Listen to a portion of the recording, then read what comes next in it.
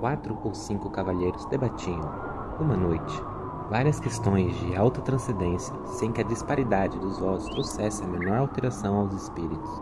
A casa ficava no Morro de Santa Teresa. A sala era pequena, alumiada a velas, cuja luz fundia-se misteriosamente com o luar que vinha de fora. Entre a cidade, com as suas agitações e aventuras, e o céu em que as estrelas pestanejavam, através de uma atmosfera límpida e sossegada, estavam os nossos 4 ou 5 investigadores de coisas metafísicas, resolvendo amigavelmente os mais árduos problemas do universo. Por que 4 ou 5?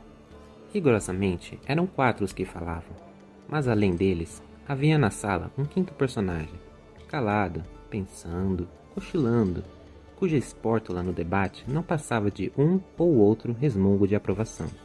Este homem tinha a mesma idade dos companheiros, entre 40 e 50 anos. Era provinciano, capitalista, inteligente, não sem instrução e, ao que parece, astuto e cáustico. Não discutia nunca e defendia-se da abstenção com um paradoxo, dizendo que a discussão é a forma polida do instinto batalhador, que jaz no homem como uma herança bestial. E acrescentava que os serafins e os querubins não controvertiam nada, e, aliás, era a perfeição espiritual e eterna. Como desse esta mesma resposta naquela noite, contestou-lhe um dos presentes e desafiou a demonstrar o que dizia, se era capaz. Jacobina, assim se chamava ele, refletiu um instante e respondeu: Pensando bem, talvez o senhor tenha razão. Vai-se não quando, no meio da noite, sucedeu que este casmurro usou da palavra, e não 2 ou 3 minutos, mas 30 ou 40. A conversa em seus meandros veio a cair na natureza da alma, ponto que dividiu radicalmente os 4 amigos. Cada cabeça, cada sentença, não só o acordo, mas a mesma discussão tornou-se difícil, se não impossível, pela multiplicidade das questões que se deduziram do tronco principal e um pouco, talvez pela inconsistência dos pareceres. Um dos argumentadores pediu ao Jacobina alguma opinião, uma conjectura ao menos. Uma ou outra pode dar lugar a dissentimento, e como sabem, eu não discuto. Mas se querem ouvir-me calados, posso contar-lhes um caso de minha vida, em que ressalta a mais clara demonstração acerca da matéria de que se trata. Em primeiro lugar, não há só uma alma, há 2. 2? Nada menos de 2 almas. Cada criatura humana traz 2 almas consigo, uma que olha de dentro para fora e outra que olha de fora para dentro. Espantem-se à vontade, podem ficar de boca aberta, dar de ombros, tudo. Não admito réplica. Se me replicarem, acabo o charuto e vou dormir. A alma exterior pode ser um espírito, um fluido, um homem, muitos homens, um objeto, uma operação. Há casos, por exemplo, em que um simples botão de camiseta é a alma exterior de uma pessoa. E assim também a polca, o volvarete, um livro, uma máquina, um par de botas, uma cavatina e um tambor. Está claro que o ofício da segunda alma é transmitir a vida, como a primeira. As 2 completam um homem que é, metafisicamente falando, uma laranja. Agora é preciso saber que a alma exterior não é sempre a mesma. Não. Não, senhor. Muda de natureza e de estado. Não aluda a certas almas absorventes, como a pátria com qual disse Camões que morria, e o poder que foi a alma exterior de César e de Cromwell. Pela minha parte, conheço uma senhora, na verdade gentilíssima, que muda de alma exterior 5 a 6 vezes no ano. Perdão, esta senhora, quem é? Essa senhora é parenta do diabo e tem o mesmo nome. Chama-se Legião. Não as relato porque iria longe. Restringe o meu episódio de que lhes falei. Os 4 companheiros, ansiosos de ouvir o caso prometido, esqueceram a controvérsia. Santa curiosidade! Tu não és só a alma da civilização, és também o pomo da concórdia, fruta divina de outro saber que não aquele pomo da mitologia. A sala, até há pouco ruidosa de física e metafísica, é agora um mar morto. Todos os olhos estão no Jacobina, e com certa ponta do charuto, recolhendo as memórias. Eis aqui como ele começou a narração. Tinha 25 anos, era pobre e acabava de ser nomeado alferes da Guarda Nacional. Não imaginam o acontecimento que isto foi em nossa casa. Minha mãe ficou tão orgulhosa. Chamava-me o seu alferes. primos e tios, foi tudo uma alegria sincera e pura. Na vila, note-se bem, houve alguns despeitados, choro e ranger de dentes, como na escritura, e o motivo não foi outro senão o posto que tinha muitos candidatos e que esses perderam. Suponho também que uma parte do desgosto foi inteiramente gratuita, nasceu da simples distinção. Lembra-me de alguns rapazes que se davam comigo e passaram a me olhar de revés durante algum tempo. Em compensação, tive muitos que ficaram satisfeitas com a nomeação, e a prova é que todo o fardamento foi me dado por amigos. Vai então uma das minhas tias, Dona Marcolina, viúva do capitão Peçanha, que morava a muitas léguas da vila. Num sítio escuso e solitário, desejou ver-me e pediu que fosse com ela e levasse a farda.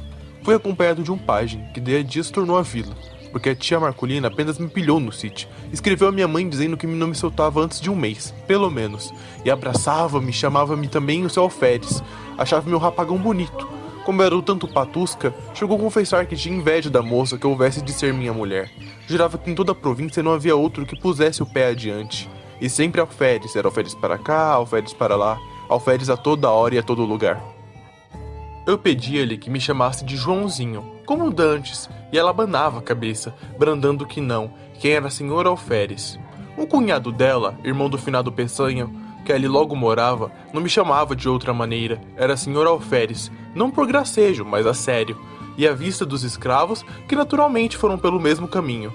Na mesa eu tinha o melhor lugar, e era o primeiro a ser servido, não imaginam. Se lhes disser que o entusiasmo da tia Marcolina chegou ao ponto de mandar pôr no meu quarto um grande espelho, obra rica e magnífica, que destoava do resto da casa, cuja mobília era modesta e simples. Não sei o que havia de bom nisso de verdade, era a tradição. O espelho estava naturalmente muito velho, mas bom. Espelho grande? Ou-se grande, e foi como digo, uma enorme fineza, porque o espelho estava na sala e era a melhor peça da casa. Mas não houve forças que o demovessem do propósito. Respondia que não fazia falta, que era só por algumas semanas, e finalmente que o senhor alferes merecia muito mais. O certo é que todas essas coisas, carinhos, atenções, obséquios, fizeram em mim uma transformação, que o natural sentimento da mocidade ajudou e completou. Imaginam, creio eu. Não. O alferes eliminou o homem. Durante alguns dias, as duas naturezas equilibraram-se, mas não tardou que a primeira cedesse à outra. Ficou-me uma parte mínima de humanidade. Aconteceu então que a alma exterior, que era dantes o sol, o ar, o campo, os olhos das moças, mudou de natureza e passou a ser a cortesia e os rapapés de casa. Tudo o que me falava do posto, nada do que me falava do homem. A única parte do cidadão que ficou comigo foi aquela que entendia com o exercício da patente. A outra dispersou-se no ar e no passado. Custa-lhes acreditar, não? Custa-me até entender, respondeu um dos ouvintes. Vai entender. Os fatos explicarão melhor os sentimentos. Os fatos são tudo. Vamos ver como, ao tempo em que a consciência do homem se obliterava, a do alferes tornava-se viva e intensa. As dores humanas, as alegrias humanas, se eram só isso, mal obtinham de mim uma compaixão apática ou um sorriso de favor. No fim de 3 semanas, era outro, totalmente outro. Era exclusivamente alferes. Ora, um dia recebeu a tia Marcolina uma notícia grave. Uma de suas filhas, casada com um lavrador residente dali a 5 léguas, estava mal e à morte. Era mãe extremorosa, amou logo uma viagem e pediu ao cunhado que fosse com ela e a mim que tomasse conta do sítio. Creio que se não fosse a aflição, disporia o contrário, deixaria o cunhado e iria comigo. Mas o certo é que fiquei só, com os poucos escravos da casa. Confesso-lhes que desde logo senti uma grande opressão. Alguma coisa semelhante ao efeito de 4 paredes de um cárcere, subitamente levantadas em torno de mim. Era a alma exterior que se reduzia, estava agora limitada a alguns espíritos boçais. Os escravos punham uma nota de humildade nas suas cortesias, que de certa maneira compensavam a afeição dos parentes e a intimidade doméstica antes interrompida. Um concerto de louvores e profecias que me deixou estático. Ah, pérfidos, mal eu podia suspeitar a intenção secreta dos malvados. Matá-lo? Antes assim fosse. Coisa pior? Ouçam-me. Na manhã seguinte achei-me só. Os velhacos, seduzidos por outros, ou de movimento próprio, tinham resolvido fugir durante a noite, e assim fizeram. Achei-me só, sem mais ninguém, entre 4 paredes, diante do terreiro deserto da roça abandonada. Nenhum fôlego humano. Corri a casa toda, a senzala, tudo. Ninguém um molequinho que fosse. galos e galinhas tão somente, um par de mulas que filosofavam a vida sacudindo as moscas, e apenas 3 bois. Os mesmos cães foram levados pelos escravos. Parece que isto era melhor do que ter morrido, era pior. Não por medo, juro-lhes que não tinha medo. Era um pouco atrevidinho até, tanto que não senti nada durante as primeiras horas. Fiquei triste por causa do dano causado à tia Marcolina. Fiquei também um pouco perplexo, não sabendo se devia ir ter com ela, para lhe dar a triste notícia ou ficar tomando conta da casa. Adotei o segundo alvitre, para não desamparar a casa, e porque se a minha prima enferma estava mal, eu ia somente aumentar a dor da mãe sem remédio nenhum.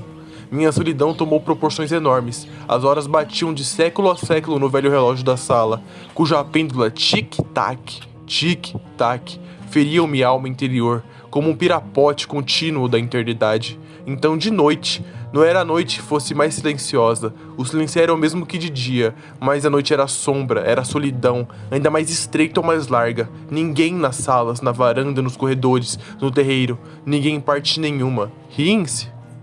Sim, parece que tinha um pouco de medo.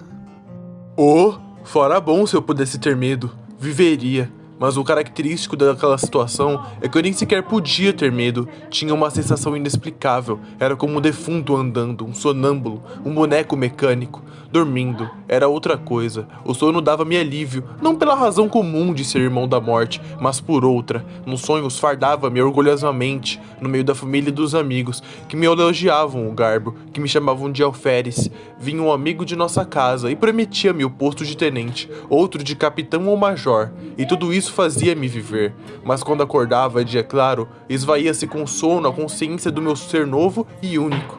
Eu saía fora, um lado e outro, a ver se descobria algum sinal de regresso, nada mais do que a poeira da estrada e o capinzal dos morros. Voltava para casa nervoso, desesperado, estirava-me no canapé da sala. Tic-tac, levantava-me, passeava-me, tamborilava nos vidros das janelas, assobiava. Em certa ocasião, lembrei de escrever alguma coisa. Logo sentei-me e tracei no papel algumas palavras e frases soltas, para intercalar no estilo. Mas o estilo, como minha tia Marcolina, deixava-se estar. Mas não comia? Comia mal, frutas, farinha, conservas e algumas raízes tostadas ao fogo, mas suportaria tudo alegremente, se não for a terrível situação moral em que me achava. Recitava versos, discursos, trechos latinos, liras de Gonzaga, oitavas de Camões. Às vezes fazia ginástica, outra dava beliscões nas pernas, mas o efeito era só uma sensação física de dor ou de cansaço, e mais nada. Tudo silêncio, um silêncio vasto, enorme, infinito, apenas sublinhado pelo eterno tic-tac da pêndula. Na verdade, era de enlouquecer. Vão ouvir coisa pior. Convém dizer-lhes que desde que ficara só, não olhara uma vez para o espelho. Não era abstenção deliberada, não tinha motivo. Era um impulso inconsciente, um receio de me achar 1 e 2. E se tal explicação é verdadeira, nada prova melhor a contradição humana. Porque no fim de 8 dias, deu-me na vaneta de olhar para o espelho com o fim justamente de achar-me 2. Olhei e recuei. O próprio vidro parecia conjurado com o resto do universo. Não me estampou a figura nítida inteira, mas vaga, esfumada, difusa, sombra de sombra. A realidade das leis da física não permite negar que o espelho reproduziu-me textualmente, com os mesmos contornos e feições. Assim devia ter sido. Mas tal não foi minha sensação, então tive medo. Atribuí o fenômeno à excitação nervosa em que andava. Receei ficar mais tempo em enlouquecer. Vou-me embora, disse comigo. E levantei um braço com gesto de mau humor, e ao mesmo tempo de decisão olhando para o vidro. O gesto lá estava, mas disperso, esgaçado, mutilado. Entrei a vestir-me, murmurando comigo, tossindo sem tosse, sacudindo a roupa, com estrépito, afligindo-me a frio com os botões, para dizer alguma coisa. Subitamente, por uma inspiração inexplicável, por um impulso sem cálculo, lembrou-me. Se forem capazes de adivinhar qual foi minha ideia... Diga. Lembrou-me de vestir a farda de alferes. Vestia, aprontei-me todo, e como estava defronte do espelho, levantei os olhos e não lhes digo nada. O vedor reproduziu então a figura integral, nenhuma linha de menos, nenhum contorno diverso. Era eu mesmo, o alferes, que achava enfim a alma exterior. Essa alma ausente com a dona do sítio, dispersa e fugida com os escravos, ei-la recolhida no espelho. Imaginai um homem que pouco a pouco emerge de um letargo, abre os olhos sem se ver, depois começa a ver. Distingue as pessoas dos objetos, mas não conhece individualmente uns nem os outros. Enfim, sabe que este é fulano, aquele é cicrano. Aqui está uma cadeira, ali um sofá. Tudo volta ao que era antes do sono. Assim foi comigo. Olhava para o espelho, ia de um lado para o outro, recuava, gesticulava, sorria e o vidro espremia tudo. Não era mais um autômato, era um ente animado. Daí em diante, fui outro. Cada dia, a uma certa hora, vestia-me de alferes e sentava-me diante do espelho, lendo, olhando, meditando. No fim de 2, 3 horas, despia-me outra vez. Com este regime, pude atravessar mais 6 dias de solidão sem eu sentir.